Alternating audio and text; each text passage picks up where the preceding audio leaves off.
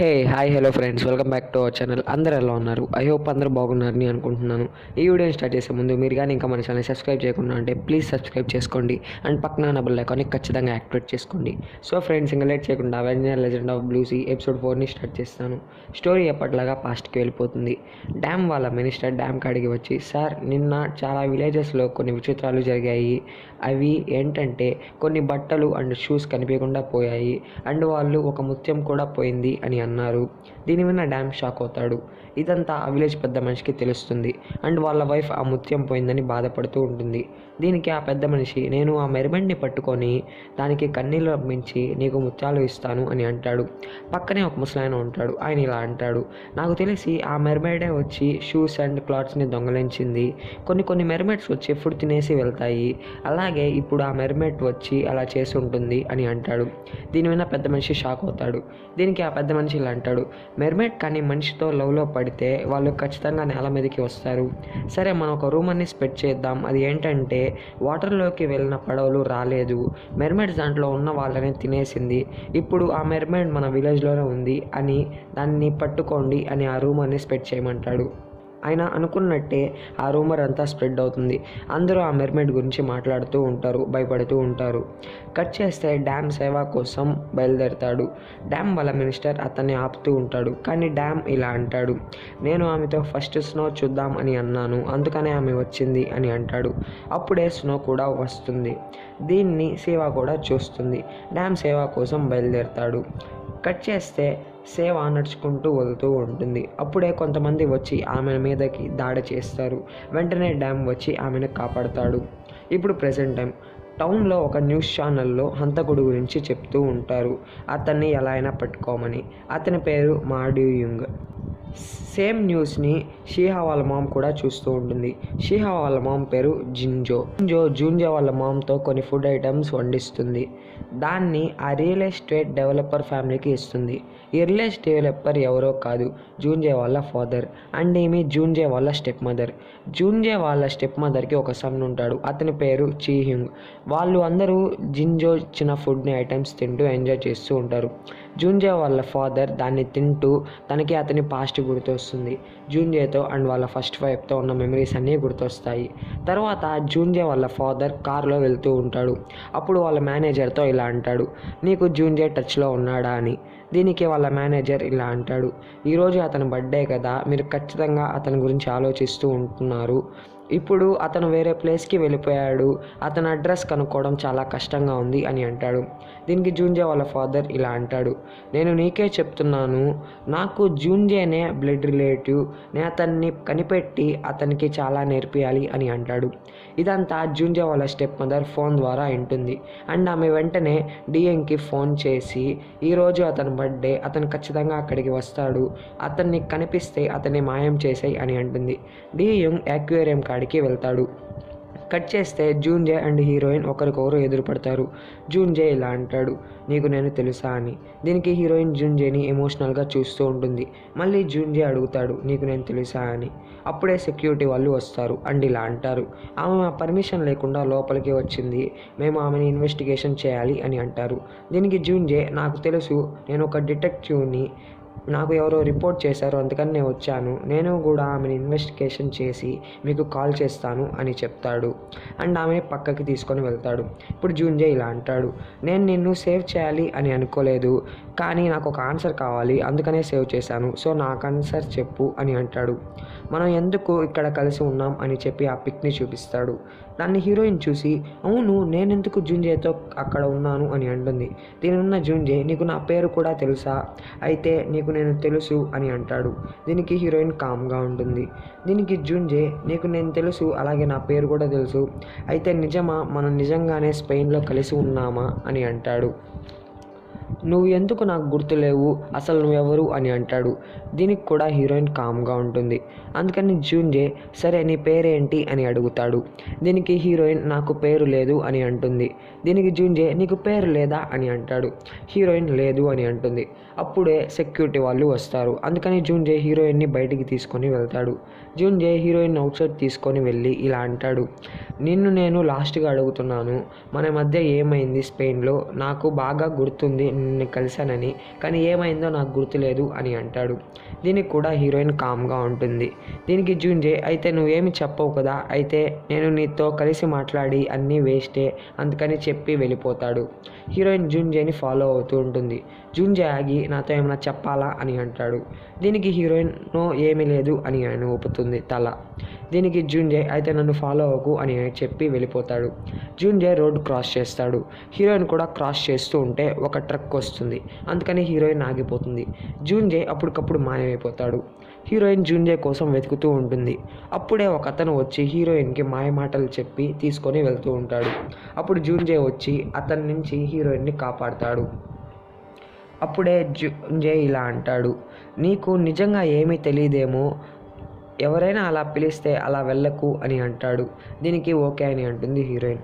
అప్పుడే జూన్జేకి park call చేస్తాడు. మాట్లాడడానికి పక్కకి వెళ్తాడు. అప్పుడే ఫైర్ క్రాకర్స్ కాల్చుతూ ఉంటారు.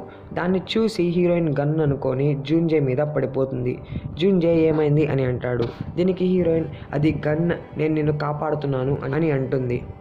జూన్జే పైకి లేచి, చూడు, కళ్ళు తెరువు, నన్ను నమ్ము అని అంటాడు. హీరోయిన్ కళ్ళు తెరుస్తుంది. అప్పుడు జూన్జే ఇలా అంటాడు, కాపాడడం అంటే ఫస్ట్ నిన్ను నువ్వు కాపాడుకోవాలి, తర్వాత వేరే వాళ్ళని కాపాడాలి, ఇదే ఆర్డర్, ఈ ఆర్డర్ని మార్చడం వెర్రితనం అని అంటాడు. కానీ హీరోయిన్ ఆ ఫైర్ క్రాకర్స్ని చూస్తూ ఎంజాయ్ చేస్తూ ఉంటుంది. దీన్ని చూసిన జూన్జే, ఇది నీ ఫస్ట్ టైం ఆ ఫైర్ క్రాకర్ని చూడడం అని అంటాడు. దీనికి హీరోయిన్ పాస్ట్లో జూన్జే ఏం చెప్పాడో అది గుర్తు చేసుకుంటూ ఉంటుంది. ఇప్పుడు హీరోయిన్ అవి చూస్తూ ఎంజాయ్ చేస్తూ ఉంది. అక్కడ ఉన్న వాళ్ళందరూ ఫోన్లో పిక్స్ తీస్తూ ఉంటారు ఫైర్ క్రాకర్స్ని. అది చూసి అది ఏంటి అని జూన్జేని అడుగుతుంది. దీనికి జూన్జే పిక్ అంటే ఏంటో చెప్తాడు. దీనికి హీరోయిన్, అయితే నువ్వు తీసుకోవా అని అంటుంది. దీనికి జూన్జే, నేను అవి గుర్తుపెట్టుకుంటాను అని చెప్తాడు. అప్పుడు హీరోయిన్ జూన్జే హ్యాండ్ తీసుకొని జూన్జే హార్ట్ మీద పెట్టి, ఇక్కడ దాచుకుంటావా అని అంటుంది. ఇది చూసిన జూన్జేకి తన పాస్ట్ గుర్తొస్తుంది. వాళ్ళ మామ్ కూడా ఇలానే చెప్పి ఉంటుంది, హ్యాండ్ తీసి అతని గుండె మీద పెట్టి. హీరోయిన్ అవి చూస్తూ ఎంజాయ్ చేస్తుంది. కట్ చేస్తే డియాంగ్ జూన్జే వాళ్ళ స్టెప్ మదర్కి కాల్ చేసి, మీకు ఎలా తెలుసు అతను ఇక్కడ ఉంటాడు అని అంటాడు. దీనికి ఆమె ఇలా అంటుంది, అతను చిన్నప్పుడు ప్రతిసారి అక్కడికి తన బర్త్డే కాడికి వెళ్ళేవాడు, సరే అతను ఎక్కడుంటాడో కనుక్కో అని అంటుంది. దీనికి డియాంగ్ ఓకే అని అంటాడు. సరే అతను బయలుదేరుతున్నాడు అని చెప్పి కాల్ కట్ చేస్తాడు. పక్కనే జూన్జే అండ్ హీరోయిన్ నడుచుకుంటూ వస్తూ ఉంటారు. జూన్జే ఆమెను ఆపి, నన్ను ఫాలో అవ్వకు అని అంటాడు. దీనికి హీరోయిన్, నేను నీతో రాకూడదా అని అంటుంది. దీనికి జూన్జే, కలిసా, ఎక్కడికి, మా ఇంటికా? దీనికి హీరోయిన్ అవును అని అంటుంది. దీని విన్న జూన్జే, నో, అవును, నువ్వు రాకూడదు, నువ్వు ఒక అబ్బాయి ఇంటికి ఎలా వస్తావు, ఇది కానీ మీ పేరెంట్స్ తెలిసే వాళ్ళు ఏమనుకుంటారు అని అంటాడు. దీనికి హీరోయిన్, నాకు పేరెంట్స్ ఎవరు లేరు అని అంటుంది. దీని విన్న జూన్జే, సరే అయితే నాకు ఆన్సర్ ఇవ్వు, మనకి పరిచయం ఉంది కదా, మన మధ్య ఏం జరిగింది అని అంటాడు. దీనికి హీరోయిన్ మళ్ళీ కామ్గా ఉంటుంది. అప్పుడు జూన్జే ఇలా అంటాడు, నీకేమైనా చెప్పాలనుకుంటే ఈ నెంబర్కి కాల్ చెయ్యి అని చెప్పి తన హ్యాండ్ మీద నెంబర్ రాసి వెళ్ళిపోతాడు. హీరోయిన్ అక్కడే ఉంటుంది. డియాంగ్ ఆమె కాడికి వస్తూ ఉంటాడు. జూన్జే మనసు మార్చుకొని హీరోయిన్ కారులోకి తీసుకొని వెళ్తాడు. జూన్జేకి ఆమెను చూస్తూ ఉంటే పాస్ట్ కొంచెంగా గుర్తు వస్తూ ఉంటుంది. జూన్జేకి డియాంగ్ ఫాలో అవుతున్నాడని తెలుస్తుంది. దీన్ని తెలుసుకున్న జూన్జే స్పీడ్గా వెళ్ళిపోతాడు తప్పించుకునేదానికి. డియాంగ్ అది చూసి మెంటల్ ఎక్కిపోతుంది డియాంగ్కి.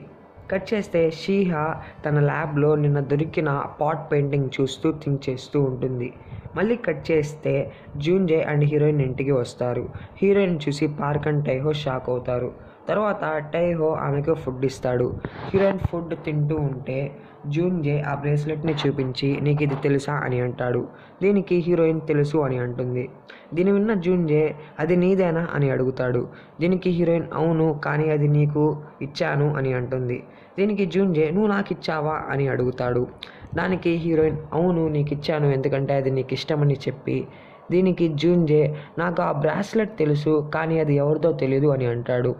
దీనికి హీరోయిన్ కామ్గా ఉంటుంది. పార్క్ నీ పేరేంటి అని అడుగుతాడు.